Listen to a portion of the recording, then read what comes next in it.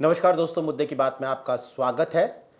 शंकराचार्य स्वामी अविमुक्तेश्वरानंद ने Allahabad high court में अग्रिम जमानत याचिका दायर की है। उन्हें डर है कि बच्चों के यौन शोषण मामले में, बच्चों के यौन शोषण के आरोप में पुलिस उन्हें गिरफ्तार कर सकती है, लेकिन मसला सिर्फ कानूनी नहीं रह गया है। स्वामी अविमुक्तेश्वरानंद और सरकार के बीच बढ़ते टकराव में अब राजनीति भी बढ़ने लगी है।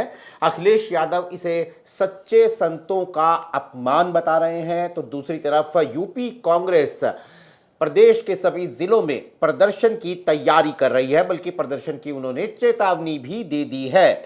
सवाल यह भी है कि क्या इस विवाद के पीछे ब्राह्मणों की नाराजगी की कोई पटकथा भी लिखी जा रही है।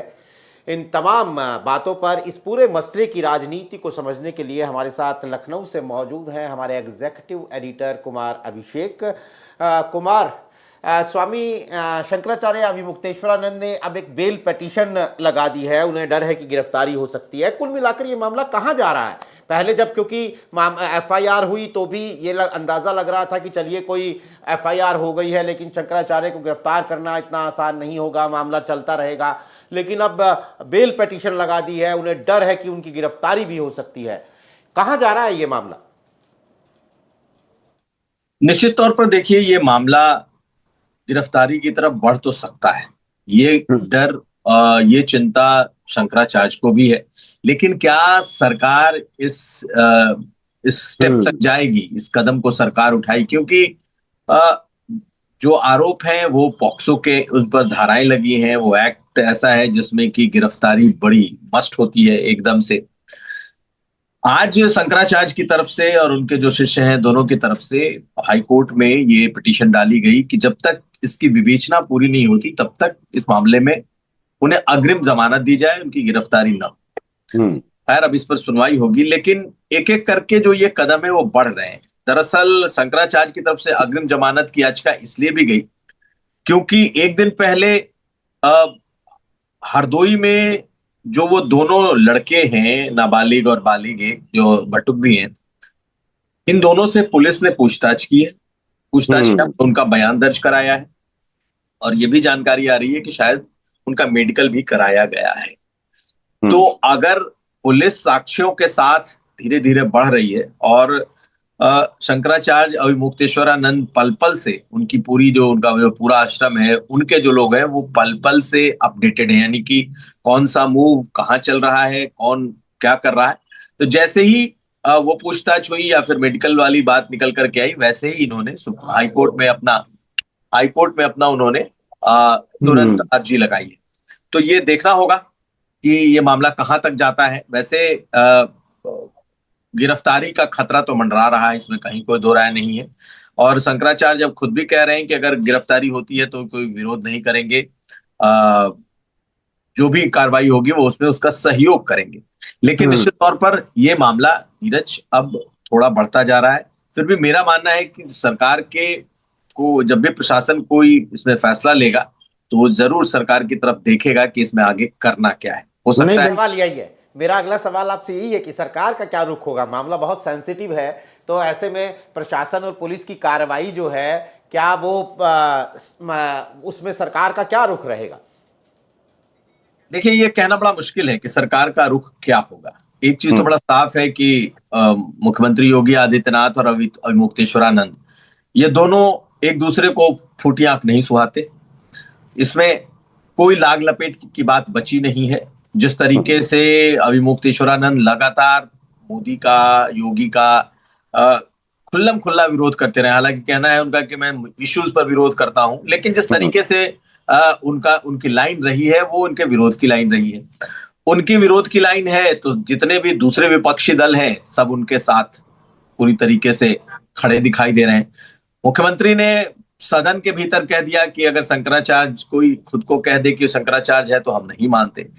तो देखिए, एक बात तो है कि अगर सरकार की चली या फिर सरकार को लगा कि कोई, मतलब वो कंट्रोल कर लेंगे तो ये बात गिरफ्तारी तक जा सकती है।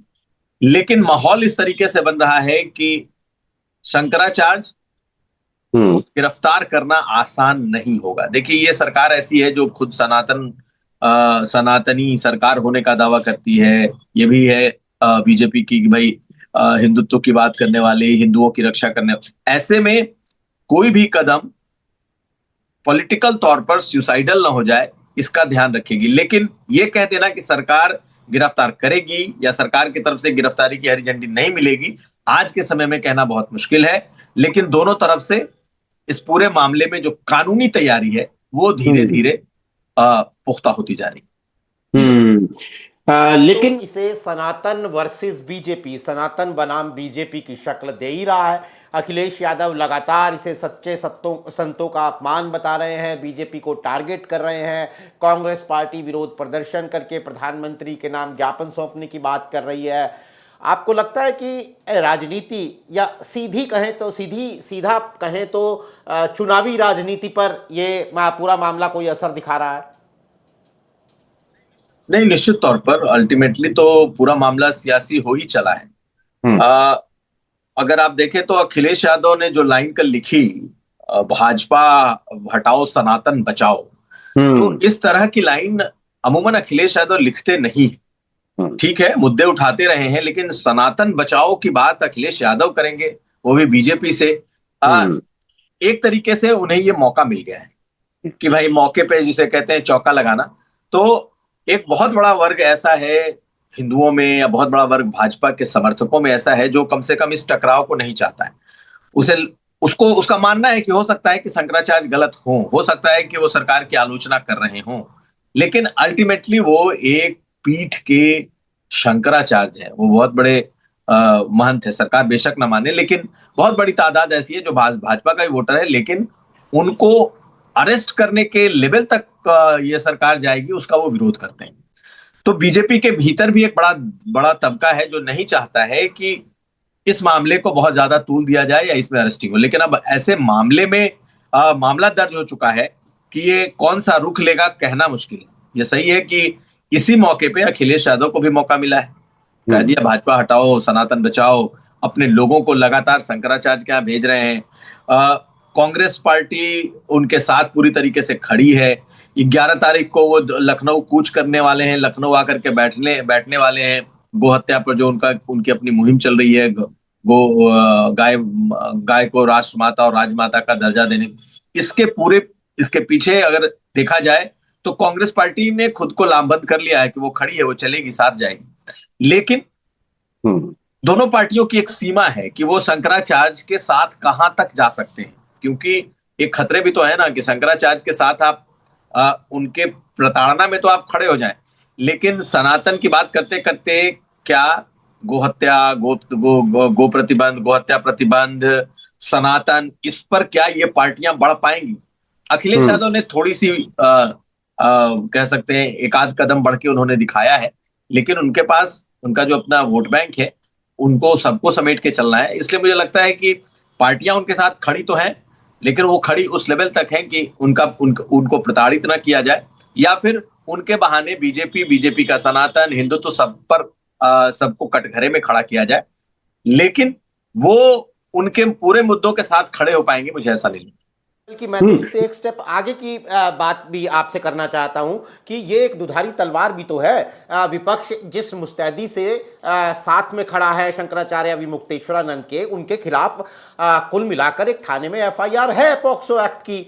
तो ये भी तो इसमें खतरा है। अभी तो फैसला कोई हुआ नहीं है, तो विपक्ष के सामने ये भी तो एक खतरा है कि कल को एक पब्लिक नैरेटिव ये भी तो बन सकता है कि भाई चाहे जो है, चाहे बीजेपी का विरोध है, चाहे सनातन की बात है, लेकिन कालांतर में भी हमने देखा है कि बहुत बड़ी पब्लिक सपोर्ट वाले बाबा जो हैं वो सलाखों के पीछे गए हैं।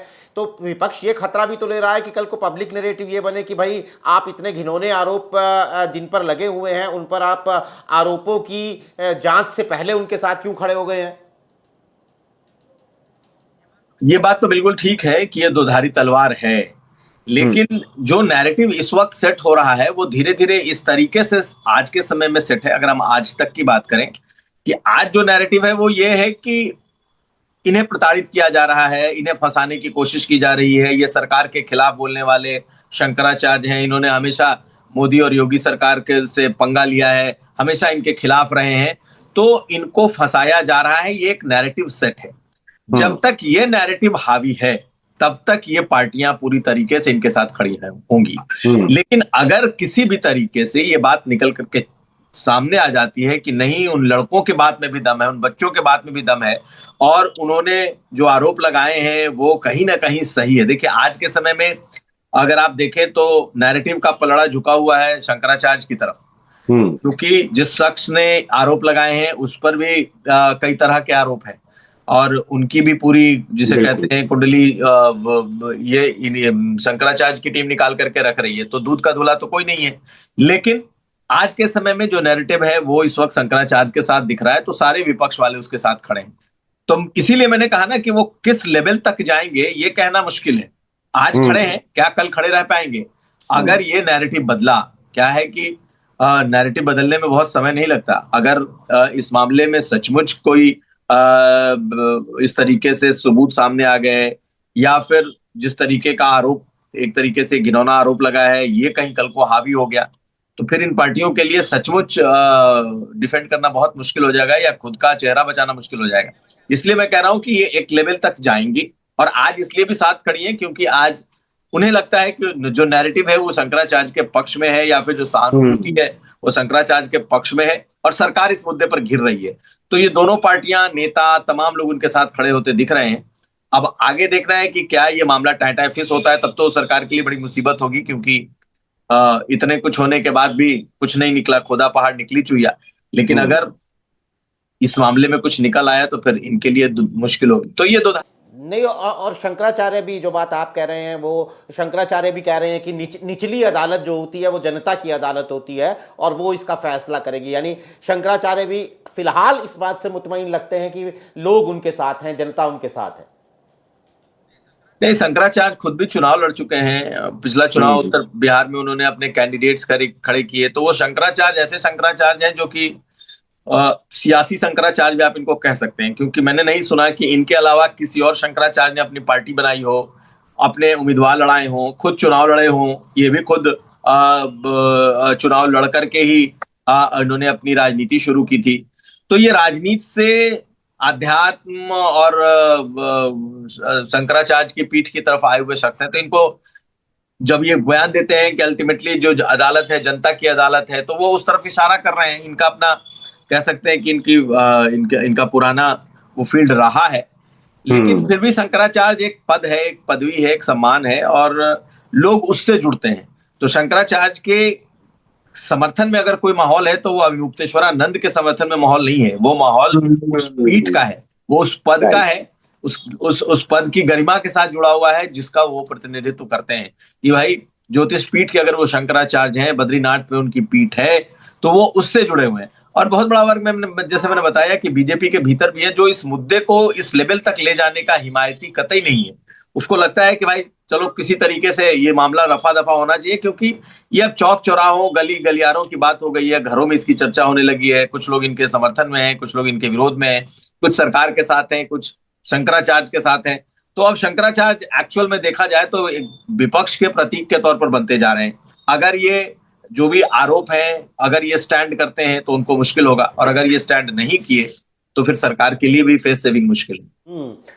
लेकिन कुमार, अगर पिछले कुछ हफ्तों महीनों पर नजर डालें तो बीजेपी के ब्राह्मण विधायकों की मीटिंग, यूजीसी का विवाद, स्वामी अविमुक्तेश्वरानंद को लेकर सरकार और शंकराचार्य में टकराव, ये आप एक कोई पूरा सिलसिला बनता हुआ देख रहे हैं क्या, जो चुनावों से पहले बीजेपी के लिए रास्ते को थोड़ा पथरीला बनाता है, गड्ढे वाला बनाता है, मुश्किल बनाता है? देखिए, ब्राह्मणों की जो नाराजगी वाली बात है उसकी चर्चा तो है, और ब्राह्मणों का एक तबका नाराज है, इसमें भी कहीं कोई दो राय नहीं है। पहले ये जो सुर थे, ये जो आवाजें थी, ये इतनी नहीं सुनी जा रही थी। ब्राह्मणों में अगर नाराजगी थी भी तो वो सबके बाद भी वो बीजेपी के कोर वोटर बने हुए थे। लेकिन पिछले कुछ समय से धीरे धीरे करके, जिसे कहते हैं ना, wave after wave, wave after wave, तो उस तरीके से कुछ कुछ होता चला जा रहा है। और धीरे धीरे वो, चाहे वो सोशल मीडिया के माध्यम से हो, चाहे सोशल मीडिया इन्फ्लुएंसर्स हो, या फिर आम लोगों को, खासकर ब्राह्मण समाज में ये लगने लगा है कि भाई उनकी अनदेखी हो रही। और जब ये मामला उठकर अलग अलग फोरम्स पे निकलने लगा तो इसकी चर्चा भी खूब होने लगी। अब ब्राह्मणों की मीटिंग की चर्चा हो गई तो यूजीसी बिल आ गया, यूजीसी बिल आ गया तो यूनिवर्सिटीज में धरना प्रदर्शन होने लगे, उसके खिलाफ प्रतिरोध विरोध शुरू हो गया, शंकराचार्य का मामला आ गया। अब एक तबका है जिसे ये लग रहा है कि उन्हें टारगेट किया जा रहा है। अब बीजेपी के लिए बड़ी मुसीबत है कि भाई करे तो क्या करें, क्योंकि पार्टी के लिए, बीजेपी के लिए दोनों स्थितियां ऐसी स्थिति है जो कि इस वक्त प्रतिकूल है। प्रतिकूल इस सेंस में कि चाहे आप यूजीसी का मामला देख लें या शंकराचार्य का मामला देख लें, इस पर विपक्ष पूरी तरीके से, जिसे कहते हैं ना हमलावर होना, हमलावर ही नहीं है, वो नैरेटिव सेट कर रहा है। तो अभी चुनाव में साल भर का वक्त बचा है, अगर ये सब चीजें इसी तरीके से चलती रही तो बीजेपी के लिए फिर 2024 जैसे हालात बन न जाए, ये मतलब बन जाए तो कोई मतलब उसमें कोई अतिशयोक्ति नहीं होगी कहना कि हो सकता है कि अगर यही चीजें चलती रही, ब्राह्मणों की नाराजगी, यूजीसी बिल का जिस तरीके से विरोध हो रहा है, तो ये एक नए तरीके का नैरेटिव बन के तैयार हो जाएगा। बीजेपी उससे बचना चाहती है, मुझे लगता है। आप देखें तो कुछ समय पहले तक मुख्यमंत्री पर ठाकुरवाद के आरोप लग रहे थे, वो आरोप कम हुए हैं, लेकिन ब्राह्मणों के उत्पीड़न या फिर ब्राह्मणों पर की सुनी नहीं जा रही है, ये बातें इस वक्त ज्यादा चलने लगी हैं। तो अब आज के समय में तो ये नैरेटिव बना हुआ है।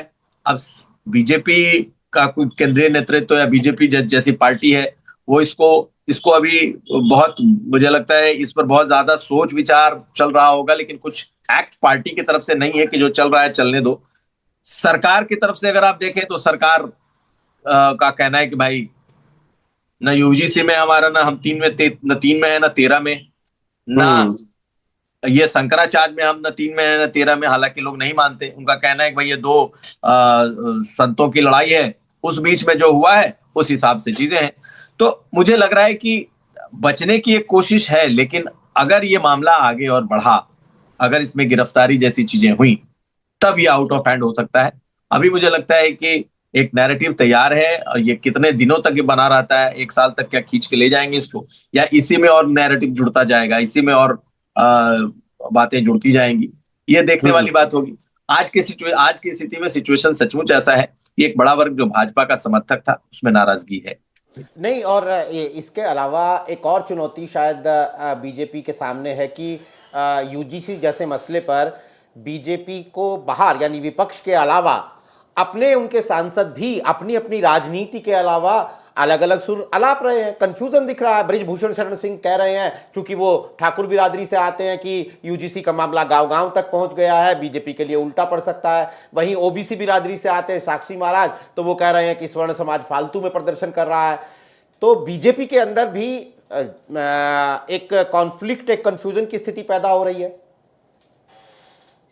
एक असहज स्थिति यूजीसी को लेकर तो बनी हुई है, और यूजीसी का जितना विरोध स्टूडेंट के जरिए या फिर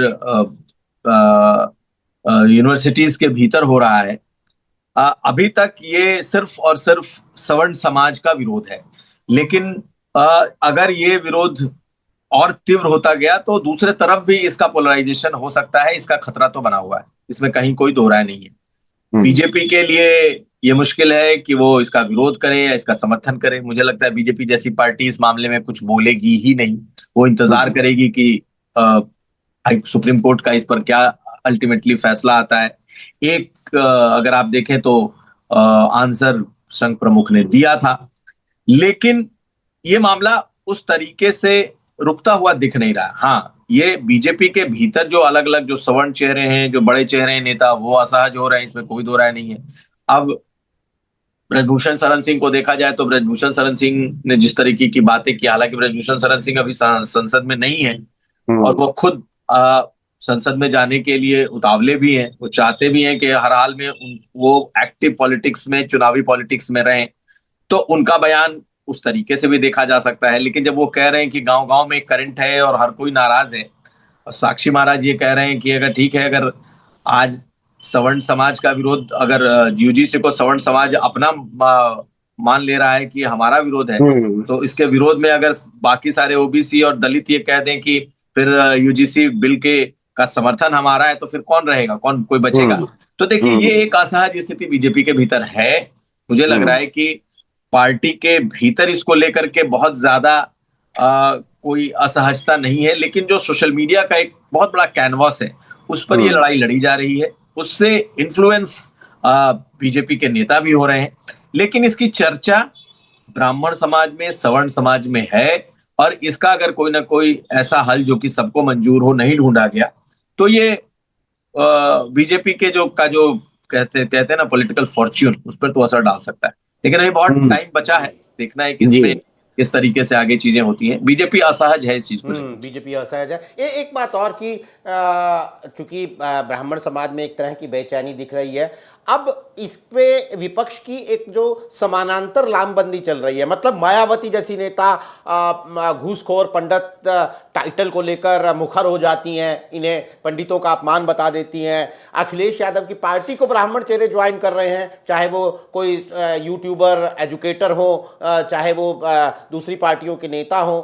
तो एक समानांतर लामबंदी ब्राह्मण बिरादरी पर विपक्ष की चल रही है। ये इसे आप देखते हैं राजनीतिक नजरिए से?